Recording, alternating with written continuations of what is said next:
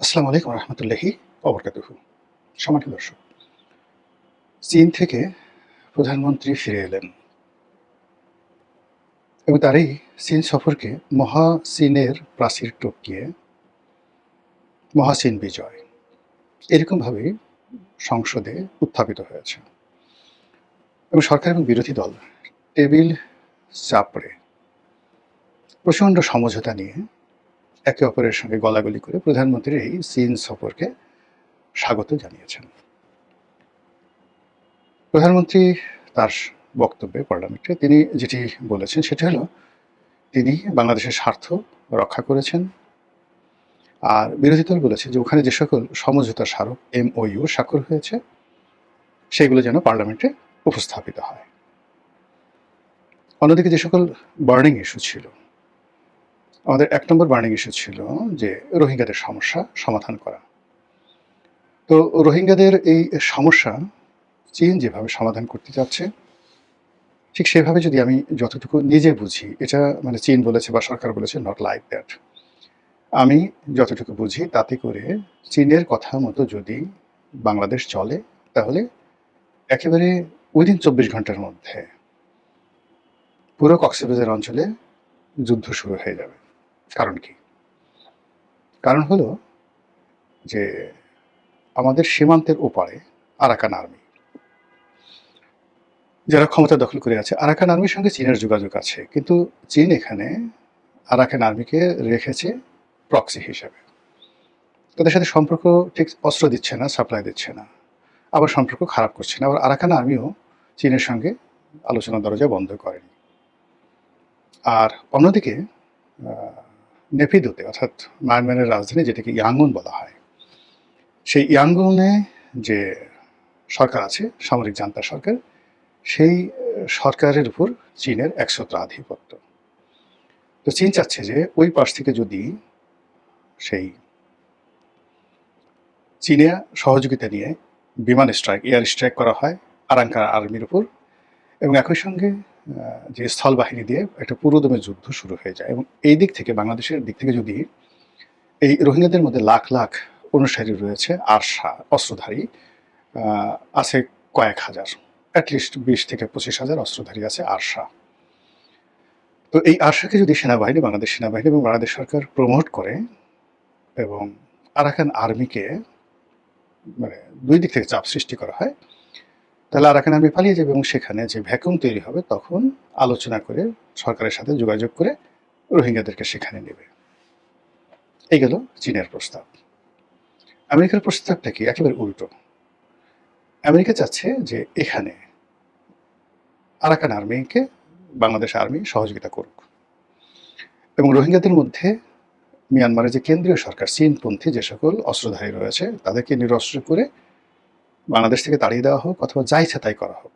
এখানে বাংলাদেশকে পরিপূর্ণ লিবার্টি দেওয়া হবে এবং এই জন্য আমেরিকা সব রকম সহযোগিতা করবে। এর বাইরে ভারতের যাকে বলা হয় স্বার্থ রয়েছে, মারাত্মক স্বার্থ রয়েছে। তো তাদেরও মানে প্রচণ্ড রকম চাপ রয়েছে বাংলাদেশের উপরে। তো সেটা অন্য প্রসঙ্গে আলোচনা করবো। কাজে এখানে আসলে বাংলাদেশকে চীনের কথা মতো চলা এই মুহূর্তে সম্ভব না। এবং শেখ হাসিনা যে কাজটি করেছেন শেষ সময় পর্যন্ত তিনি চীনের সেই কথা পালন করেছেন।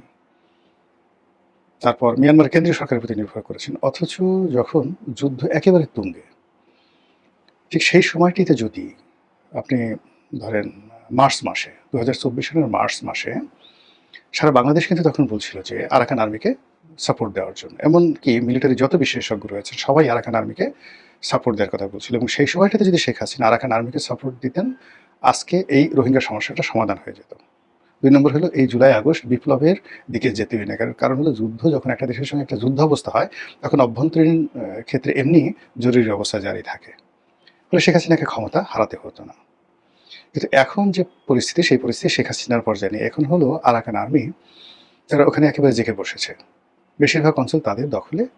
একমাত্র মিয়ানমার থেকে এয়ার স্ট্রাইক করা ছাড়া তাদেরকে আসলে তেমন ক্ষয়ক্ষতি করা সম্ভব নয়। সে অবস্থাতে বাংলাদেশ এখন আরাকান আর্মির সাথে আগের মতো নেগোসিয়েশন করতে পারছে না এবং আরাকান আর্মি বাংলাদেশের জাহাজগুলো ওখান থেকে চলাফেরা করতে দিচ্ছে না। বাংলাদেশ থেকে অনেক লোককে ধরে নিয়ে যাচ্ছে, জেলেদেরকে ধরে নিয়ে যাচ্ছে। ঠিক ভারত সীমান্তে যেভাবে বিএসএফ যে কাজগুলো করছে তার চেয়ে আরও বেশি নিষ্ঠুরতা নিয়ে আরাকান মায়ানমার সীমান্তে বাংলাদেশের জনগণ, নাবিক, জেলে, এমনকি বিএসএফ থেকে শুরু করে যারা আছে সবার সঙ্গে সেম ব্যবহার করছে। সেটা বুঝেন ওখানে পরিস্থিতিটা কতটা জটিল। এর মধ্যে আরাকান আর্মির তাড়া খেয়ে ভারতপন্থী যে গ্রুপটি রয়েছে কুকি চীন গ্রুপ, একদিকে চীনপন্থী আরসা রয়েছে বাংলাদেশের মধ্যে, ঠিক রোহিঙ্গা ক্যাম্পের মধ্যে, আর তারা আরসার অনেক সদস্য কক্সবাজার অঞ্চলে ছড়িয়ে পড়েছে। অন্যদিকে কুকি চীন যারা আছে তারা বান্দরবন জেলার যে গহীন অরণ্যে অ্যাটলিস্ট 10,000 সশস্ত্র যোদ্ধা এই সীমান্তের মধ্যে ঢুকে তারা নিয়মিত বেতন পাচ্ছে, ভাতা পাচ্ছে দীর্ঘদিন ধরে ভারতের মদদে। বুঝছেন ব্যাপারটা ওখানে কতটা জটিল আছে। তো সেখানে চীনের সঙ্গে এই বিষয়টি নিয়ে কোনো আলোচনায় পৌঁছানো যাবে বা চীনকে কোনো সিদ্ধান্ত দেওয়া যাবে বা চীনের সাথে কমপ্লাই করা যাবে, এটি বলতে গেলে অসম্ভব একটা বিষয়। সময়ের 1 ফুট, অসময়ের 10 ফুট।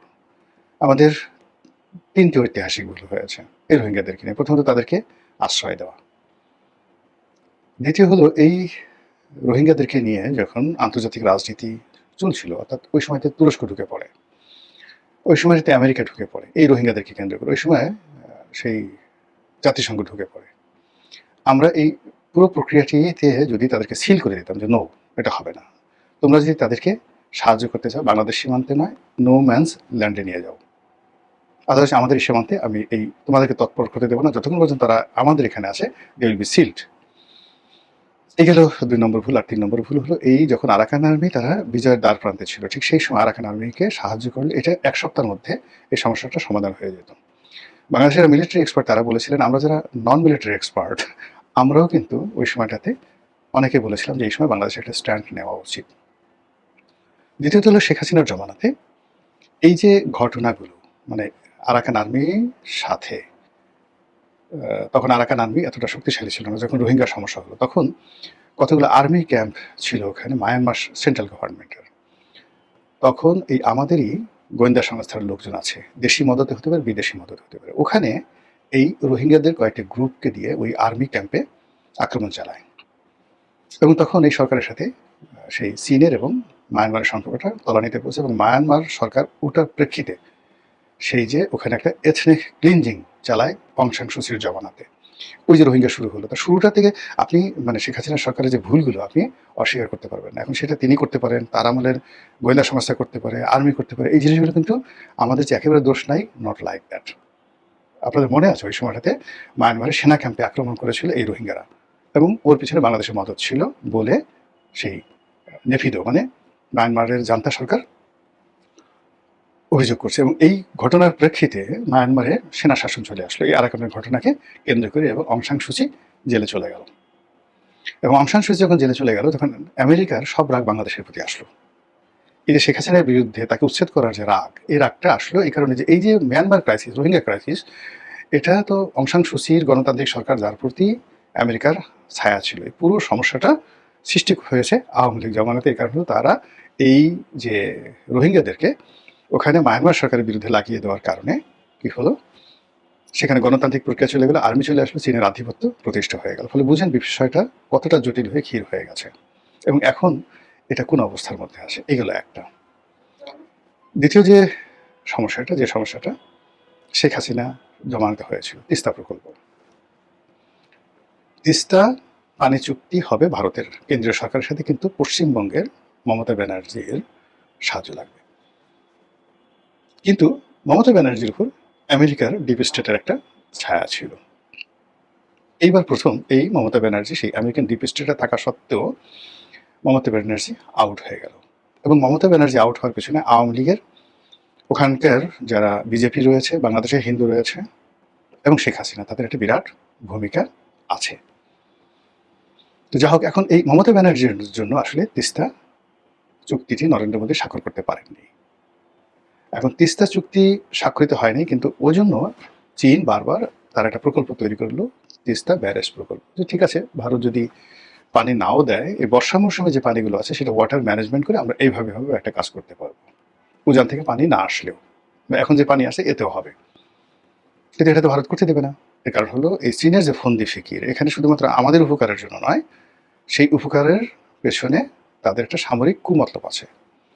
তখন ভারত বলল যে তিস্তা তোমরা ব্যারেজ করতে চাও, ভালো কথা, চীনের অর্থ লাগবে না, আমরা সেই ব্যারেজটা করে দেব। তো শেখ হাসিনা বলল যে ঠিক আছে, করে দাও, তুমি পানি চুক্তি করো, নচেৎ তিস্তা ব্যারেজটা করে দাও। ওদিকে চীন বলছে আমাদেরটা নাও। এখন ভারতের তিস্তা প্রকল্প বনাম সেই ব্যারেজ প্রকল্প, তো ওখানে ভারতের সাথে দুটো, একটা হলো তিস্তা পানি চুক্তি আর একটা ব্যারেজ চুক্তি। তা শেখ হাসিনা প্রাণত চেষ্টা করছিলেন টুইন করার জন্য, অর্থাৎ যদি পানি চুক্তি হয়ে যায় এবং ভারতের সাথে তিস্তা ব্যারেজ হয়ে যায় তাহলে বাংলাদেশের একেবারে 16 কলা পূর্ণ। অন্যদিকে যদি চীনের দিকে চলে যায় তাহলে ভারতে তার যে দরজা রাস্তা বন্ধ হয়ে যায়। চীনের মূল যে ক্যারেক্টারিস্টিক সেটা হলো চীন কখনোই কারো পার্মানেন্ট বন্ধু নয় এবং কারোর সঙ্গে টাকার বাইরে, অর্থের বাইরে, ব্যবসা বাণিজ্যের বাইরে সে কোনো চিন্তাই করে না। কাজে শেখ হাসিনার তো পলিটিক্যাল শেল্টার দরকার, সামটাইমস অর্থ দরকার, লজিস্টিক সাপোর্ট দরকার, গোয়েন্দা সাপোর্ট দরকার, রয়ের সাপোর্ট দরকার, মোসাদের সাপোর্ট দরকার, সিআইএর সাপোর্ট দরকার। তো এই কম্প্যাক্ট যে সলিউশন এটা তাকে নরেন্দ্র মোদী বা দিল্লি দিতে পারত, কিন্তু চীন বা পাকিস্তান কিংবা আমেরিকা, চীন অর্থ দেবে, পাকিস্তান দুষ্টু বুদ্ধি দেবে, আর আমেরিকা মাতব্বরি করবে। এটা দিয়ে শেখ হাসিনা পারছিল না, আর না পারার কারণে চীনের সাথে সর্বশেষ তার সম্পর্কটা নষ্ট হয়ে যায়। এই অবস্থাতে মানে শেখ হাসিনা চলে গেলেন, আর আমাদের এই গত 2 বছরে যত সমস্যা, সেই সমস্যা আগে যা ছিল শেখ হাসিনার জামানাতে তার সে আরও 10 গুণ বেড়ে গেছে। তিস্তার সমস্যা বেড়ে গেছে, চীনের সাথে সম্পর্ক জটিল হয়ে গেছে, ভারতের সাথে সম্পর্কের দরজা বন্ধ হয়ে গেছে, আমাদের যতটুকু অর্থনৈতিক সঙ্গতি আছে সেটা বন্ধ হয়ে গেছে, আমেরিকার সাথে সম্পর্কটা নষ্ট হয়ে গেছে। মধ্যে গণে ইউনূস, এনসিপি, জামাত তারা যে একটা জটিল পরিস্থিতি সৃষ্টি করেছে পুরো রাজনীতির অঙ্গনে। এখন কি যে হচ্ছে কেউ বলতে পারবে না, নো বডি ইজ হ্যাপি, কেউ সুখী নয়। এখানে শিয়ালেরা বাঘের মতো হুঙ্কার দিচ্ছে, বাঘেরা ছাগলের মতো ভ্যা ভ্যা করছে, ছাগলেরা সিংহের গর্জন দিচ্ছে। দেশে এলো কলিকাল, ছাগলে চাটে বাঘের গাল। এখানকার রাজনীতিতে মরীচিকা চলছে, আমরা বুঝতে পারছি না যে মরুদ্যান কত দূর, পানি কোথায় আছে, আমাদের প্রাণ কোথায় আছে, ভ্রমরা কোথায় আছে। কিন্তু আমরা এই মনে হয় যে এখানে গেলে আজকে আমরা সেই এই কাজ করলে উন্নতি লাভ করতে পারবো, যে আমাদেরকে, আমরা এতটা বিপদে, যে আমাদেরকে আশ্বাস দিচ্ছে আমরা সঙ্গে সঙ্গে তাকে বিশ্বাস করছি। তো এর প্রেক্ষিতে প্রধানমন্ত্রী যখন মালয়েশিয়া গেলেন সবাই ধারণা করলেন যে মালয়েশিয়াতে যাওয়ার সাথে সাথে বিরাট একটা শ্রমিকের ওয়ার্ক অর্ডার তারা পাবেন, 20 লাখ বা 10 লাখ শ্রমিক নেবে, 5 লাখ শ্রমিক নেবে, এরকম একটা অর্ডার বাংলাদেশ খুশিতে আনন্দে বন্যা বইবে। এরপর যখন চীনে গেলেন, চীন থেকে বিমান কেনা হবে, ভারত ভয়ে থরথর করে কাঁপবে, পাকিস্তানের সাথে সম্পর্ক ভালো হবে, তিস্তা ব্যারেজ তৈরি হয়ে যাবে, এবং চীন সরকারের পিছনে দাঁড়িয়ে বলবে যা ইচ্ছে তাই করো, আপনাদেরকে আমরা ব্ল্যাঙ্ক চেক দিয়ে দিলাম, কোনো ভয় ডর নেই, কেউ আপনাকে, আওয়ামী লীগ কিছু করতে পারবে না, ভারত কিছু করতে পারবে না, আমেরিকা কিছু করতে পারবে না, আমরা আপনার সঙ্গে আছি। কিন্তু দেখা গেল দুটো সফরই আনাকুম জানাকুম, ইট ওয়াজ মোর দ্যান নাথিং। ইংরেজিতে যদি বলি, ইট ওয়াজ মোর দ্যান নাথিং, মানে বোগাসবো কোনো কিছু না হওয়ার চাইতেও, মানে যদি অথর্ব কোনো কিছু থাকে সেটাকে বলা হয় it is more than nothing. তো সেই দিক থেকে আমরা সুন্দর জাঁকজমকপূর্ণ অনুষ্ঠান দেখেছি, গেলেন আসলেন, সুন্দর কথা বললেন, এভরিথিং ভেরি নাইস, কিন্তু প্রতিটি অন্তঃসার শূন্য। দীর্ঘমেয়াদে মার্কিনিস্তানের সাথে, মানে মালয়েশিয়ার সঙ্গে, চীনের সঙ্গে এটা সম্পর্ক স্থাপিত হবে, কিন্তু ইমিডিয়েটলি এই মুহূর্তে সরকারের যেটি দরকার সেগুলো কুইনায়ন দরকার, সেই কুইনায়ন হচ্ছে না। ফলে সরকারের পরবর্তী গন্তব্য কোথায়? আমেরিকাতে, ইউরোপে, নাকি ভারতে? এবং সরকারের যে চলমান সমস্যাগুলো রয়েছে সেই সমস্যাগুলো সরকার কোন খাত থেকে সমাধান করবে, এটাই এখন দেখার বিষয়। মহান আল্লাহ আমাদের সবাইকে হেদায়েত দান করুন, হেফাজত করুন। আসসালামু আলাইকুম রহমতুল্লাহি ওয়া বারাকাতুহু।